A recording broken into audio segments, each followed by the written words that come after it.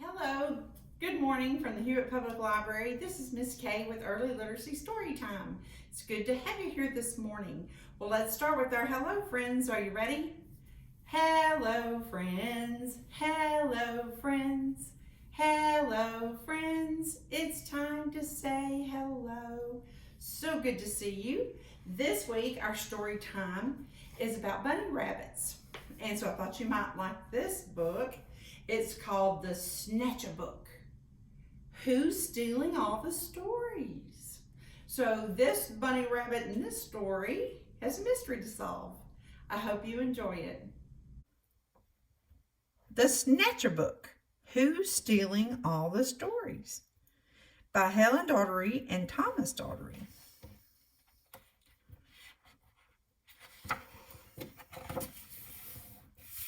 Publisher, Scholastic. One dark night in Burrowdown, a rabbit named Eliza Brown found a book and settled down. When a Snatchabook flew into town. That's the Snatchabook.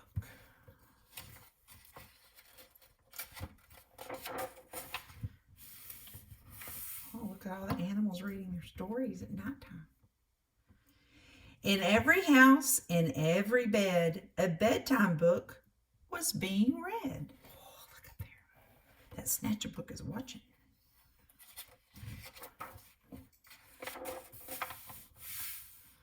Tales of dragons spitting flames, witches playing spooky games, pirates on the seven seas, princesses trying to sleep on peas. And every child in every bed listened hard to each word said. Eliza Brown, at number 3, was reading quite contentedly.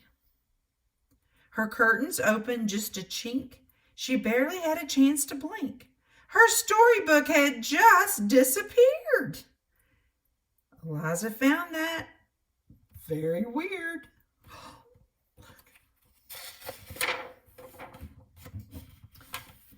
The little owls on Mommy's lap were quite surprised to hear a tap against their bedroom window glass.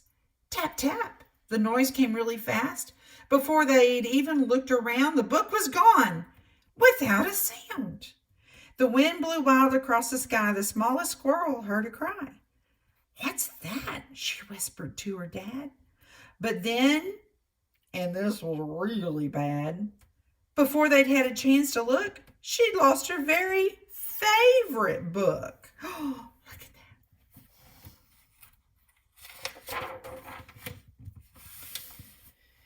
And so it went night after night. Books disappeared from left and right. 5 books here and 6 books there. The shelves began to look quite bare. In Burrowdown, the rumor spread of book thieves under every bed. Eliza Brown at number 3 was keen to solve the mystery. She planned one night to lie in wait and use a pile of books as bait. Long hours passed without a peep. She'd nearly fallen fast asleep, when suddenly Eliza heard a flap of wings. A bat? A bird?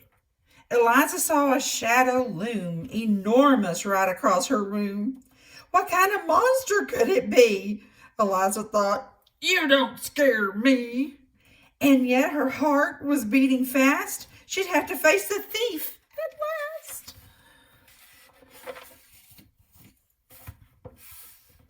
She threw the window open wide and shouted to the thing outside, "Stop stealing all our books right now. Just give them back. I don't care how." Oh, there's a little Snatchabook, look. "I'm sorry," came a little voice. "I really am. I had no choice." Eliza looked down in surprise. She couldn't quite believe her eyes. "So who are you? And what's your name?" The creature hung its head in shame. He mumbled with a mournful look, "I'm just a little Snatchabook."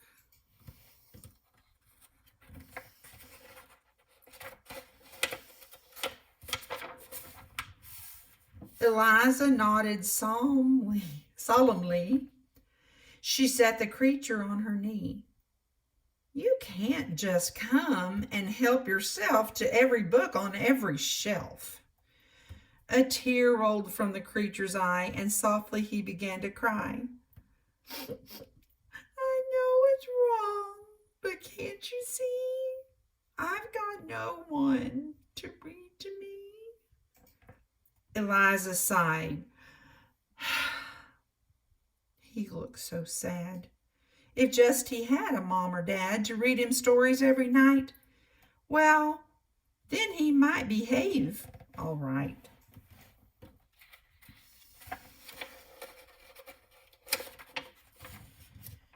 That night they hatched a plan, and so the Snatchabook began.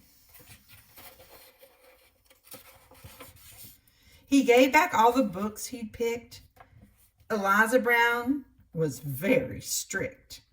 Then, trying hard to prove himself, he stacked them neatly on each shelf.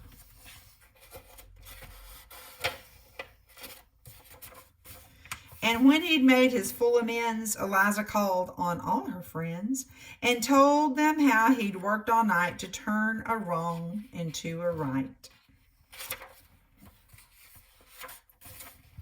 And now each night in burrow down, as darkness falls upon the town, in every house and every bed, a bedtime book is being read. And if you take a closer look, you might just see the Snatchabook, perched happily on someone's bed, listening hard to each word said. The end.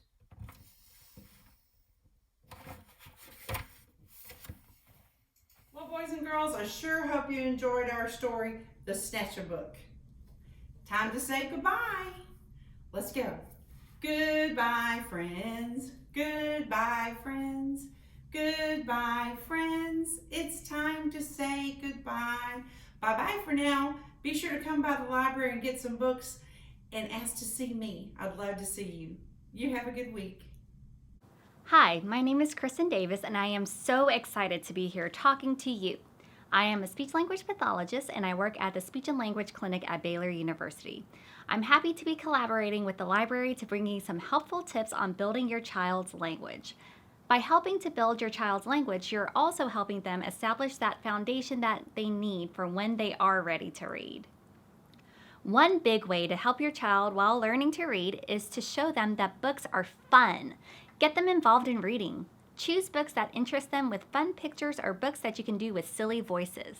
Talk about the book and what's going on the pages. Describe the pictures and have them think about what is happening even before you read it. If they aren't showing interest in the actual reading of the book, tell the story in your own words and have them help.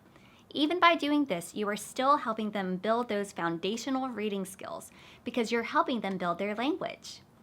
The big thing is that you want them to be talking and active while reading.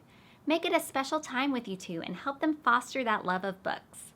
It's worth noting that your goal is participation, not perfection. Have fun and be silly. Do silly voices. You'll have lots of giggles and can show them that reading is fun. I hope you found this tip helpful, and I'll see you soon.